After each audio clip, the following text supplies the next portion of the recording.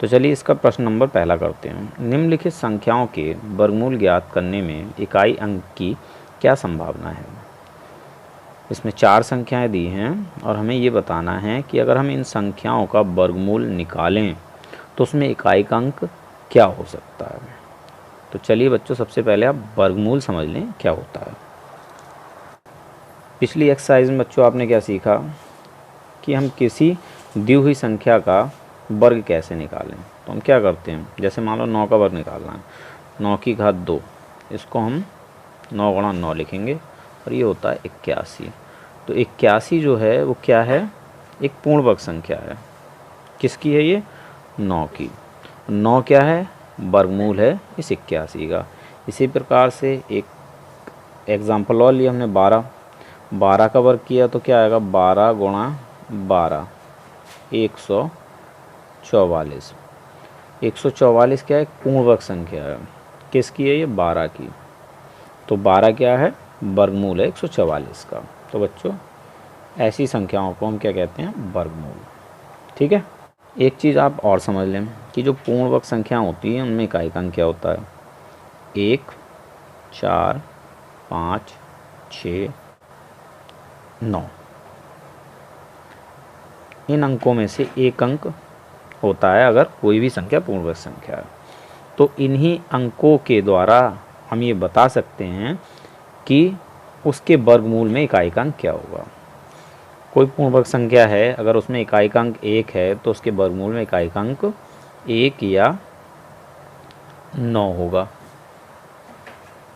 अगर कोई पूर्ण वर्ग संख्या है उसमें इकाई का अंक 4 है तो वर्गमूल में इकाई का अंक 2 या 8 होगा।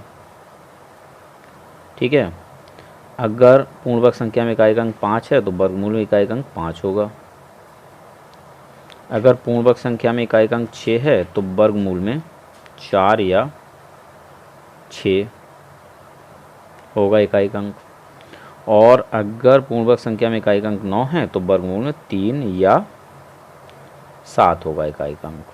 ठीक है। जैसे कि हमने 21 का वर्ग किया तो क्या होगा, 21 गुणा 21 441। इसमें इकाई का अंक क्या है, 1। ये इकाई का अंक 1 कैसे आए जानने के लिए हम क्या कर सकते हैं, वर्गमूल की इकाई का अंक लेकर उनकी गुणा कर दें तो भी हमें क्या प्राप्त होगा, 1। तो जो वर्गमूल में इकाई का अंक है उसकी गुणा करने पर हमें वर्ग में इकाई का अंक क्या है वो पता चल जाता है। तो वर्ग में इकाई का अंक जो है उसे देखकर हम ये बता सकते हैं कि वर्गमूल में इकाई का अंक क्या हो सकता है। ठीक है।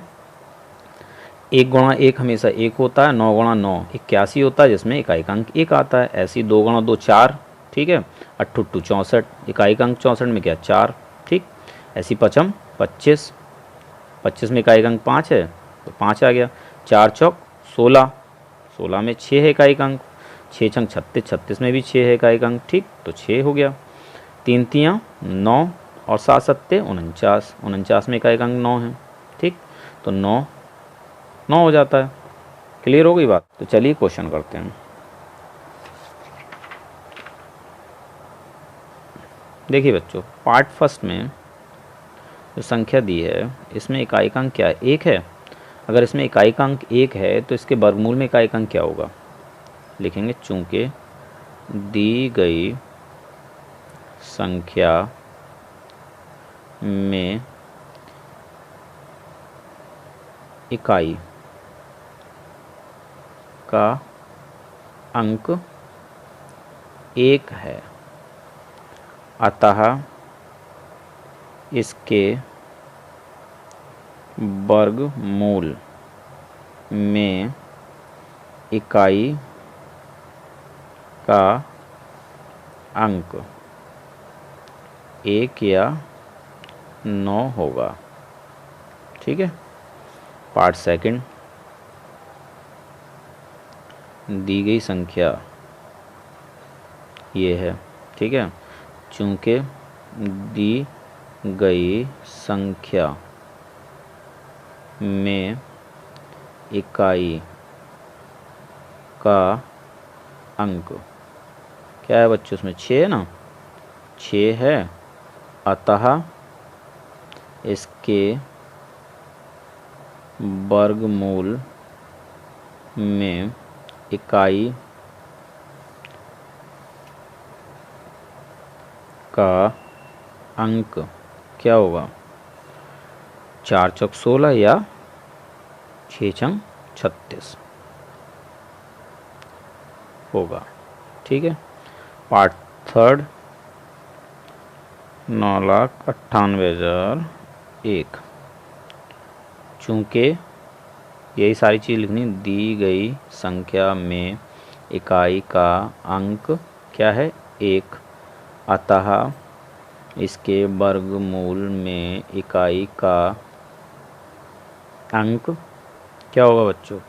1 या 9 होगा। ठीक है। चौथा है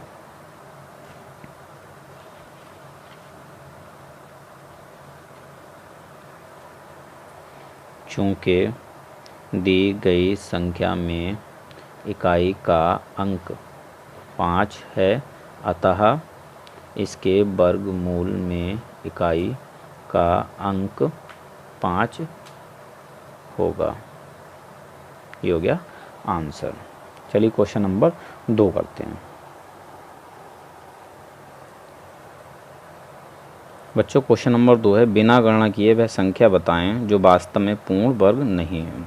4 पार्ट दिए हैं, इसमें हमें ये बताना कौन सी पूर्ण वर्ग संख्या नहीं है, गणना भी हमें नहीं करनी है। तो ये क्वेश्चन बहुत आसान है बच्चों।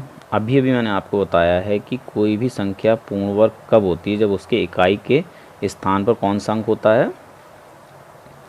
1, 4, 5, 6 या 9। ठीक है। इन अंकों को हम देखकर बता सकते हैं कि कोई संख्या पूर्ण वर्ग है या नहीं है। तो आप देख लें यहाँ क्वेश्चन में, इसमें इकाई का अंक 3 है, ये पूर्ण वर्ग संख्या नहीं है। इसमें इकाई का अंक 7 है, ये पूर्ण वर्ग संख्या नहीं है। इसमें इकाई का अंक 8 है, ये भी पूर्ण वर्ग संख्या नहीं है। ठीक है। क्यों? क्योंकि पूर्ण वर्ग संख्याओं में कौन से अंक होते हैं इकाई के स्थान पर? 1, 4, 5, 6 या 9। अगर हम चौथी संख्या की बात करें तो इसमें इकाई का अंक 1 है, तो ये पूर्ण वर्ग संख्या हो सकती है। ठीक। इसका आंसर हमें कैसे लिखना है बस वो देख लेते हैं। हल। फर्स्ट, चूँकि 153 में इकाई का अंक 3 है, जो पूर्ण वर्ग संख्या में इकाई का अंक नहीं हो सकता है। ये हो जाएगा आंसर। इसी तरह से हम पार्ट सेकंड में लिखेंगे, पार्ट थर्ड में लिखेंगे। ठीक है। इसको छोड़ देंगे, क्यों? क्योंकि एक पूर्ण वर्ग संख्या है। चलिए लिख लेते हैं सेकंड। चूँकि 257 में इकाई डैश डैश लगा रहा हूँ, यही लिखना है, इकाई का अंक क्या है? 7 है, जो पूर्ण वर्ग संख्या में इकाई का अंक नहीं हो सकता है। ठीक है। पार्ट थर्ड 408 में इकाई का अंक 8 है, जो पूर्ण वर्ग संख्या में इकाई का अंक नहीं हो सकता है। ठीक है। ये हो गया आंसर। अब बचता हमारा पार्ट फोर्थ। तो ये पूर्ण वर्ग संख्या है, हमें इसमें क्या बताना था? पूर्ण वर्ग नहीं है। ठीक है।